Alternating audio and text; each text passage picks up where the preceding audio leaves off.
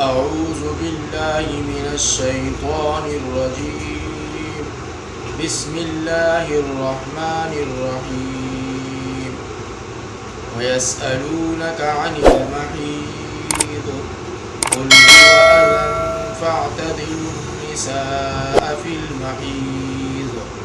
ولا تقربوهن حتى يطهرن فإذا تطهرن فأتوهن من حيث أمركم الله إن الله يحب التوابين ويحب المتطهرين. صدق الله مولانا العظيم.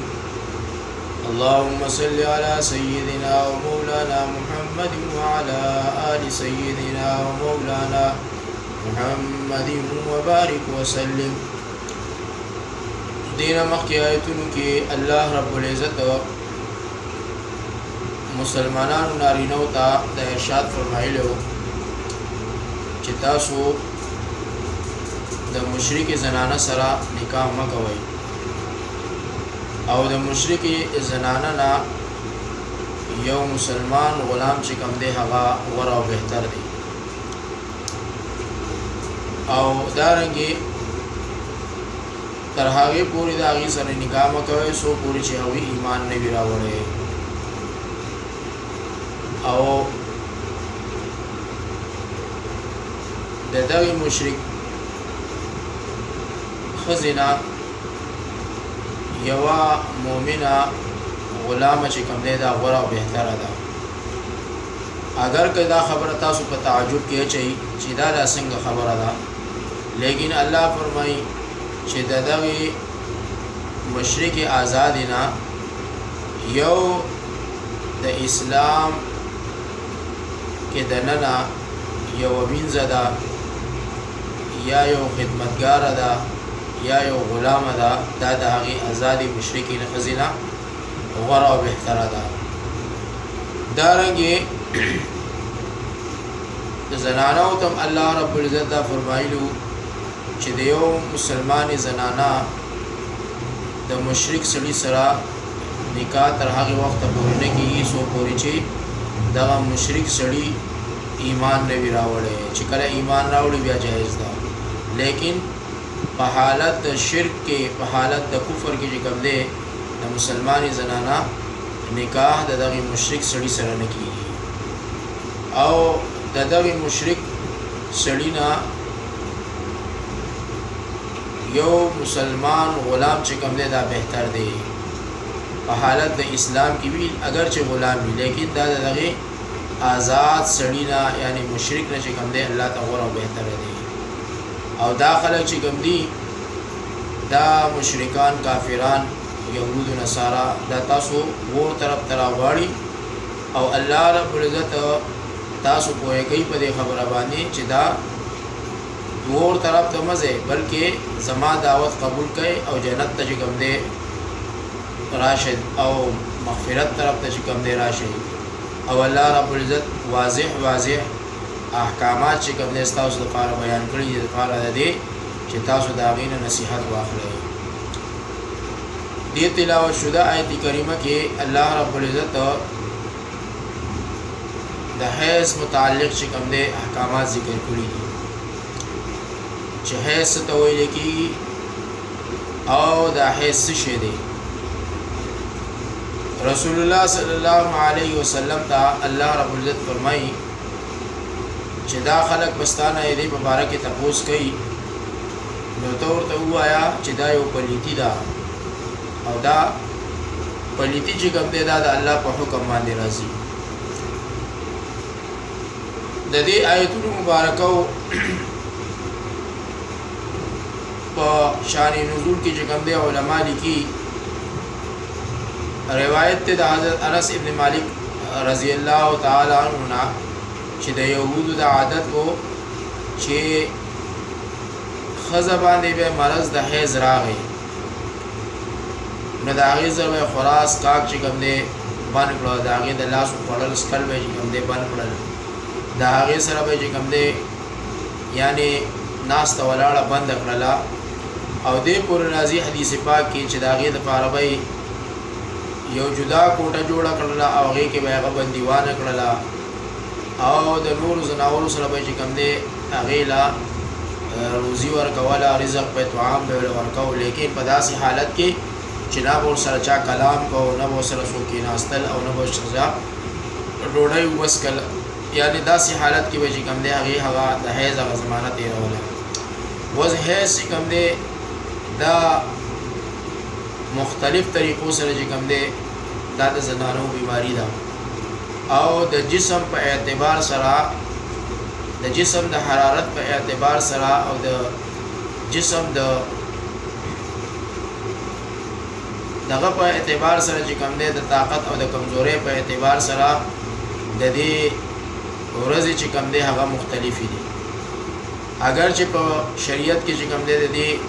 ورځې متعین دي د 3 ورځو نه واله تر 10 ورځو پورې چې کومه زنانه بیماره شوله په میاشت کې نو دا به د دې د حیض زمانه وي. بعضې زنانه چې کوم دی هغه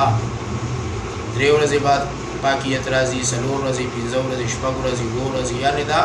د هغوی یو ترتیب دی د حیض. لیکن که داسې زنایي چې په هغې باندې د 7 ورځو نه 8 ورځو نه ورځې واوړي د 10 ورځو پورې او بیا هم د دې هغه بیماری چې کوم دی هغه بنده نه شوه، پاکیت یې رانغی، نو بیا دغه مرض چې کوم دی هغه حیض نه پاتې کېږي بلکې په دې باندې به چې کوم دی د استحاضې حکم لګي او بیا د استحاضې احکامات چې کوم دی هغه جدا جدا دي، د حیض جدا دي، د نفاس جدا دي. یعنې دا 3 قسمه بیماری چې کوم دی زنانه نه راځي. یو په میاشت کې چې کوم دی راځي چې هغې ته حیض ویلی کېږي او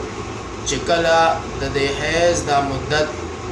اقل مدت چې کوم دی د هغې 3 ورځې دی او زیات مدت چې کوم دی هغه 10 ورځې دی.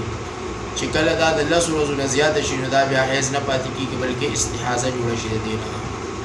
احکام جدا شي. او چې کله د زنانه ماشوم وشي او د هغې نه بعد چې کومه وینه جاري کېږي هغې ته نفاس ویلی کېږي. یعنې دا 3 قسمه بیماری چې کوم دی په زنانو باندې راځي.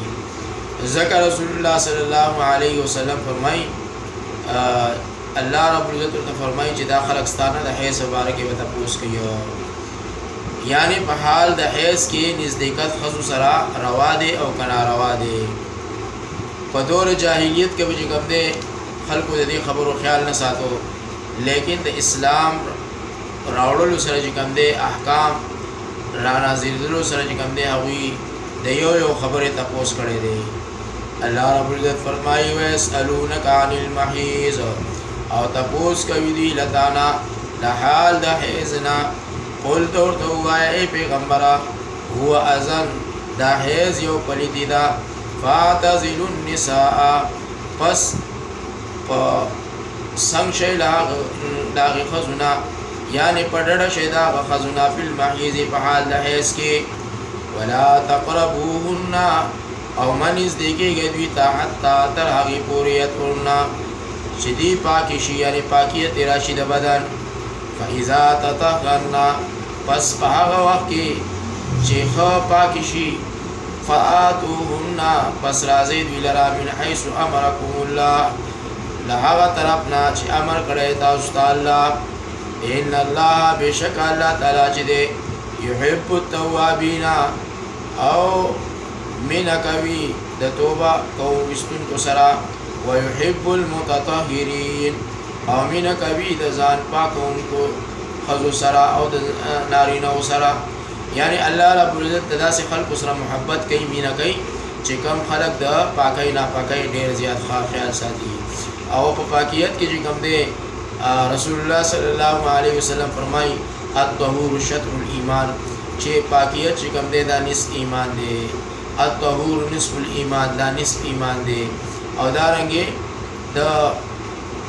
دا خلک چې کوم دی پاکیت کې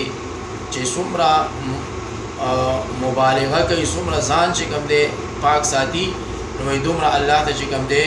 الله رب العزت دوی خوښوي. ویلی دی جابر رضی الله تعالی عنہ چې زوی د عبد الله دی چې و یهود او ویل با هغوی هر څوک چې ښځې ته نږدې شولو د وروستو طرف نه نو مخکې طرف کې به چې کوم اولاد کېږي به احول وي، یعنی کوږ نظرې به وي، یو سیس ته به ګوري او ګوري به بل سیس ته او ښکارېږي به ورته بل. نو الله رب العزت چې کوم دی دا آیت نازل کو چې دا داسې نه ده، دا د دوی خپل خامخالي ده، بلکې الله چې د کومې خبرې تاسو منع کوئ، الله چې کوم خبرې تاسو منع کوي د هغې نه منع شئ، ځکه چې په داسې حالت کې یعنی د حیض په حالت کې د کوروالي سره کورودانې سره کوروالی کول دا ګناه ده. او الله رب العزت چې څنګه تاسو ته امر کړی دی د هغې مطابق چې کوم دی تاسو هغه خپل زندگی چې کوم دی تیره کوي. نساؤکم ښځې ستاسو چې دي حرث لکم دا کر د فصل دی یعنی د اولاد دی ستاسو. فاتو حرثکم پس راځئ تاسو انا شئتم زید کرلو یعنی د فصل لره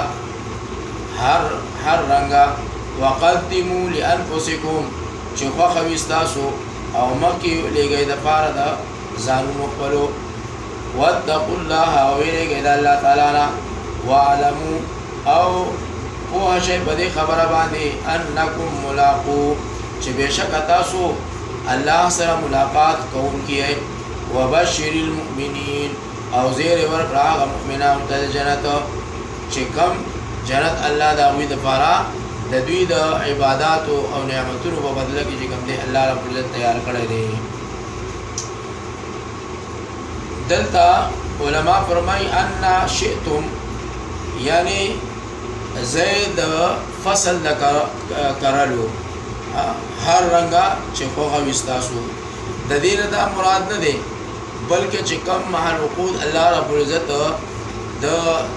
نارینه دپاره د استعمال جوړ کړی دی هغه دوبر نه دی بلکې فرج دی. په فرج باندې چې کوم دی دخول دا د الله حکم دی او په دوبر باندې دخول چې کوم دی دا د الله نافرمانی ده. نو دا دین خپل ځان وساتئ، یعنی که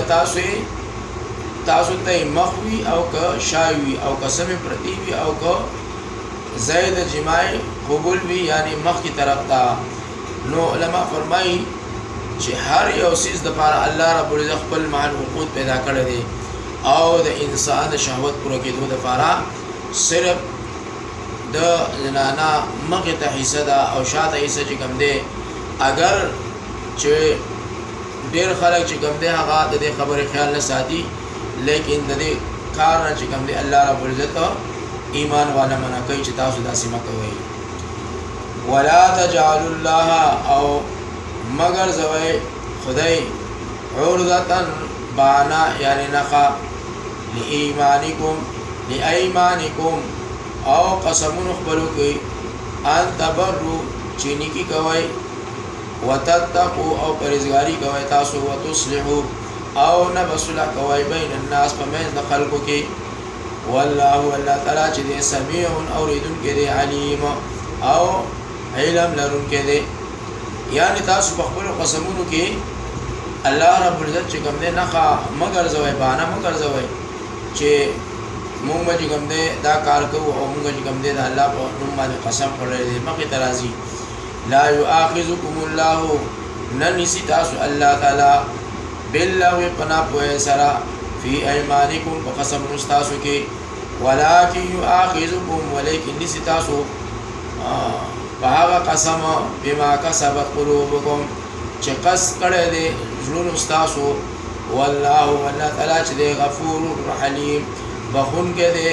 او صبر کوونکی دی یعنی حلم او بردبارۍ والا دی. دلته علماء لیکلي دي چې نه نیسي تاسو الله تعالی په لغو قسم سره. ابن عباس رضی الله تعالی عنہ او بی عائشہ رضی الله تعالی عنہ او د اکثر علماؤنا دا خبره نقل ده چې لغو قسم دې ته وایي چې بنده یعنی تکیه کلام جوړ شي، په هره خبره باندې قسم خوري، هر یعنی د هغه عادت داسې جوړ شوی چې په هر خبره باندې دی وی الله والله بالله او بے فکر او دارنګي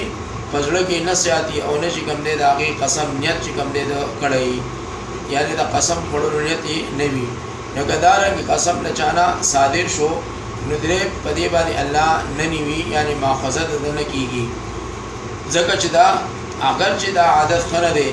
لیکن بیا هم الله رب العزت چې کوم دی تاسو د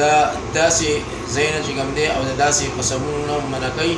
لکه بل ځای کې قران کریم کې الله فرمایي ولا تطيع كل حلاف مهين چې تاسو د داسې قسمونو چې کوم دی ځان وساتئ چې کوم تکلیه کلام تاسو ځان لپاره جوړ کړی دی په خبره باندې چې کوم دی تاسو قسمونه خورئ د دې خپل ځان وساتئ للذين يؤلون من نسائهم او ده هغه کسان لرا للذین او ده هغه کسان لرا یؤلون چې قسمونه کوي من نسائهم لقد قلنا تربصوا د انتظار 4 اشهر د سلور میاشتو فإن فاءوا او کبیا رجوع کړوي ان الله پس بشک الله تعالی چې ده غفور بخون کې ده رحیم او مهربان ده للذین یؤلون یعنی داسې کسان چې کوم دي هغه قسمونه کوي لقد خپل په انتظار د سلور میاشتو څه مطلب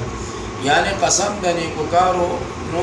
په پرې خودلو باندې مخوري لکه چې مور پلار سره به خبرې نه کومه یا دې فقیل بس نه ور کومه یا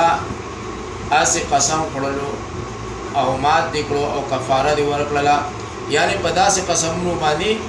الله رب العزت چې کوم دی تاسو نسی او دارنګ چې کوم دی الله دې تاسو منع کوي وان عزم الطلاق او قص وکړو طلاق فان الله پس بشک الله تعالی چې سميع اوریدونکو دی علیم او په هدي په خبره باندې تاسو یعنی علم لرونکو په خبره باندې تاسو کچری تاسو دا قسمونه دي د پاره خوري چې رم په خزینه طلاق ورکو دي خزینه به کوم دي ځان خلاص کو یا به کوم دي مونږه پسړه سره چې کوم دي پنځه سره دا د دې قسم خړلو چې کوم دي اراده کو نو د دې کار چې کوم دي الله تاسو منع کوي کچری تاسو د دې کار نه مننه شوي او سره د نیت هم چې کوم دي خپل بیان الله طلاق ورکو علما فرمایي چې د طلاق واقع کیږي والمطلقات وطلاق کړي شوی خزي يتربصن شدي انتظار دي کوي بانفسهن نفسان خپل سره ثلاثه قروء نيز دریو حزبوري ولا يحل لهن او روان دي خذلرا ان يكتمنا چې پټوي بوي ما خلق الله هغه چې پیدا کړی دی الله فی ارحامهن فرحمنو د دوی کې ان كنا يؤمننا کوي دوی چې ایمان راوړي بالله فالله باندې واليوم الاخر او پرز د اخرت باندې وبعولتهن او مړونه د دوی یعنی خاوندان د دوی چې دي احق بردهن خلائق دي او وعده کول د دوی فی ذالک فخذ یعنی د دوی فی ذالک هم دارنګي ان ارادو اصلاحا او که اراده لري د جوړتیا ولهن او دې قصد لپاره مثل الذي پشان داغي حقوق علیهن چې په دوی باندې د خاوندانو د معروف پنیک اس طریقې سره وللرجال او اشتد نار نو د لپاره علیهن په دې قصد باندې درجه بهترواله والله والله تعالی چې دی عزیز غالب دی حکیم او حکمت کار دی یعنی حکمت والا دی دی آیت مبارکه کې الله رب العزت د طلاق مسله ذکر کړی دا او دا فرمایلی دی چې طلاق کړي خزي چې کوم دی هغه د انتظار کوي په ځانونو خپل سره تر دریو حیزه پوري مطلب څه دی فرمایي ویلي صحیح چې زوی د مصیب دی چې د اهل جاهلیت دا عادت وو چې خپل خزه به خو خنوا او دا به رضانه وا چې بل سوګي وکړي نو قسم به تر نه وکړو چې زبتانه هیڅ چری نږدې نشم نو دا به دا سپری خودلا چې نه بدا کور ودانې وا او نه بدا کونډه وا اپول د اسلام کې هم دارنګ عادت وو بیا الله تعالی دې قسم د پاره سلور میاشتې مقرر کړی او وی فرمایل چې للذین یلون من نسائهم تربص 4 اشهر کچری چا دا قسم قسم خړو نو هغه بیا د خپل کول ودان سره د کفاره په دغه باندې چې کوم دې سلور میاشتې صبر کوي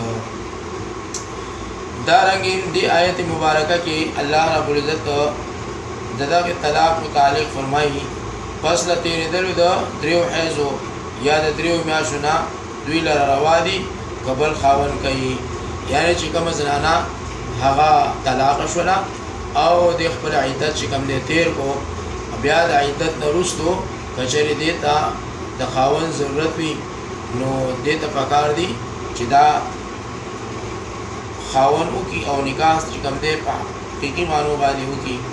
او د ګناه چې کوم دې خپل ځان وساتي او دا کار د دې لپاره چې کوم دې الله تعالی طرفه دا روا دي وللرجال عليهن درجه او استنار نو لواله په دې خزو باندې بهتر والے څه مطلب دا دی حاصل دا چې هر کله سړی خزه طلاق کړي نو دی لرا روانه دي چې بل خاون بکای او چې درې حیزه په دې باندې تیر شي او خاون لرا روا دي چې دې خزه ته په عدت کې بیا رجوع کړي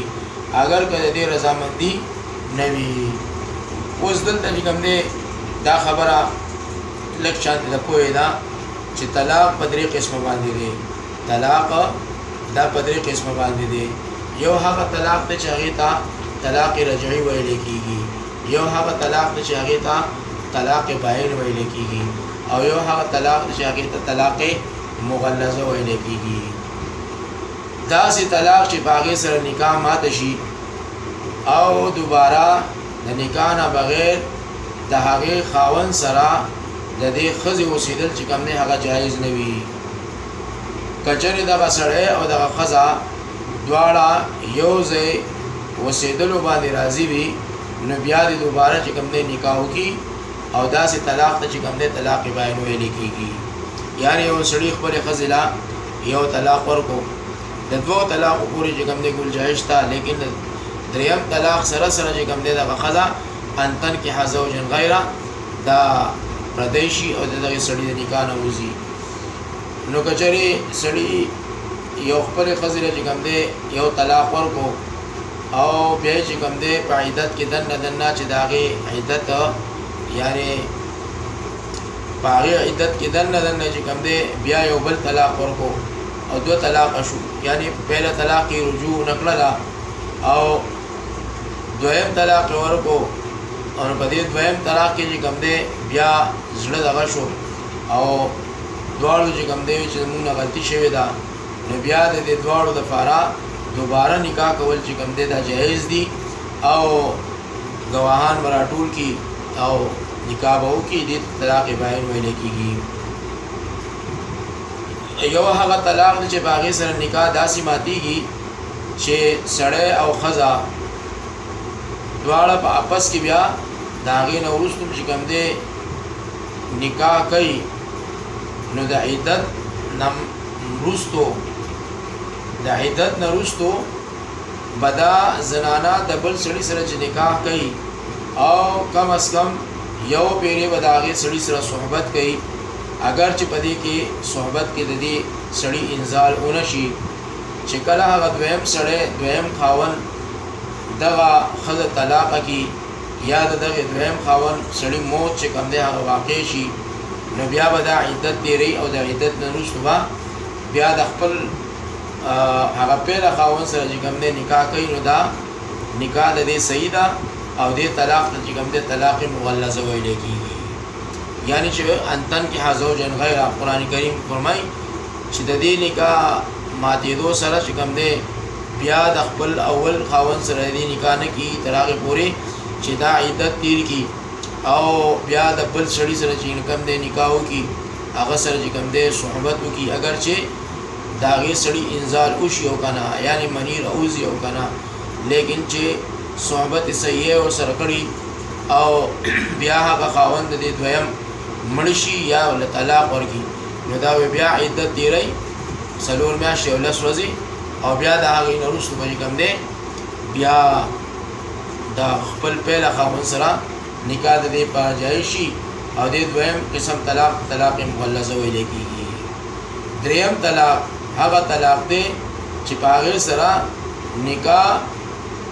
فوراً نه ماتېږي، په صعب او صریح الفاظو سره په یو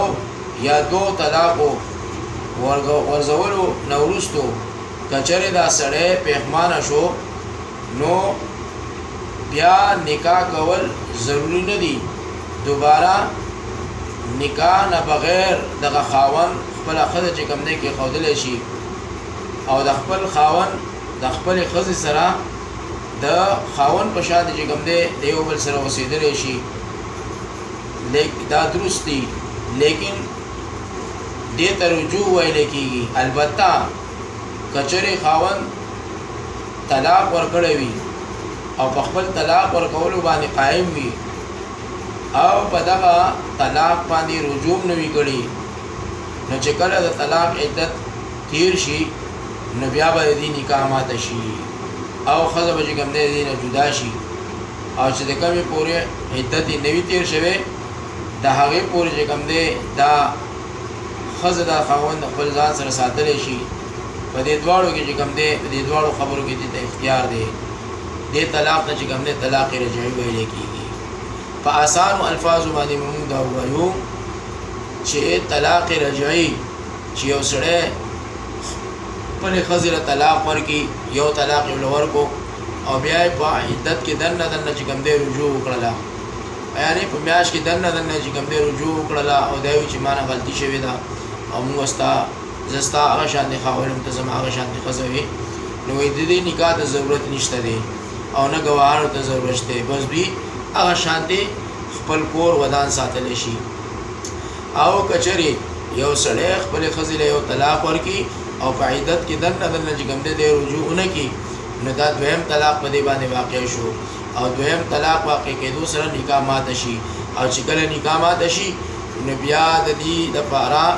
نکاح کول چې کوم دی هغه دوباره په عدت نه مخکې نکاح کول یا په عدت کې چې کوم دی نکاح کول د دې دپاره روا شي چې دویم طلاق واقع کېدو نه وروستو دوی د عدت د ختمېدو نه مخکې چې کوم دی نکاح وکړي، ګواهان راوغواړي او دا نکاح چې کوم دی تازه کېږي. او که چېرې د دغه دویم طلاق سره چې کوم دی په عدت کې دننه دې خاوند خپلې ښځې ته رجوع ونه کړله، نکاح یې ونه تړله او دریم طلاق پرې واقع شو په دغه زنانه باندې، نو بیا د دې حکم چې کوم دی هغه د طلاق مغلظه جوړ شي چې دغه ښځه همیش دپاره چې کوم دی په ده باندې حرامه شوله او اوس د دوی د جدایۍ شریعت حکم کړی دی ان تنکح زوجا غیره چې دې د یو بل نه جدا شي او دا د نکاح نه ووتله. اوس که چېرې دی دا لپاره دا روا ګرځئ نو د هغې طریقه دا شریعت ښودلې ده چې دا ښځه به عدت تېروي او د عدت نه وروستو به چې کوم دی په خپله خوښه باندې بل ځای نکاح کوي او د نکاح نه وروستو به د خپل دویم خاوند سره چې کوم دی صحبت کوي او د صحبت نه وروستو به چې کوم دی که چېرې هغه دویم خاوند له طلاق ورکو یا هغه دویم خاوند د څه په څه وجې باندې ناجوړه شو یا اچانک چې کوم دی بیمار شو یا چې کوم دی مړ شو موت یې واقع شو نو دا به عدت چې کوم دی د هغه د مرګ نه وروستو تیر کړي او بیا د هغې نه عدت نه وروستو دی دا زنانه د خپل اول خاوند سره چې کوم دی نکاح کولی شي او د دې لپاره دا کار روا دی. باقي مخکې ته به نور مسایل هم د دې طلاق باره کې راځي نو هغه به په تفصیل سره چې کوم دی موږ بیا وایو، لیکن موږ او تاسو دا خبره یاد وساتو چې طلاق درې قسمه دی: طلاق رجعي، طلاق باین او طلاق مغلظه او د دې دواړو احکام جدا دي. الله رب العزت موږ ټول له عمل توفیق راکړي. کریم الله دې وکړي چې دا ټول کامل مکمل اکمل دین زموږ ستاسو په زندګۍ کې راشي. اللهم صل علی محمد عبدک ورسولک، صل علی المؤمنین والمؤمنات والمسلمین والمسلمات الاحیاء منهم والاموات انک سمیع قریب مجیب الدعوات. کریم الله زموږ دعاګانې قبول کړي. کریم الله چې دعاګانې لپاره خاص کړي دي الله زموږ دعاګانې زموږ په حق قبول کړي. یا الله زموږ مشکلات آسان کړي، حالات درست کړي. या अल्लाह په کامل ایمان باندې دنیا نه رخصت کړي یا الله په کامل دین سره د دنیا نه رخصت کړي یا الله دا قرآن کریم دنیا کې نور کې آخرت کې را ذخیره او کامیابی ذریعہ جوړ سبحان ربك رب العزة عما يصفون سلام على المرسلين آمين برحمتك يا الله.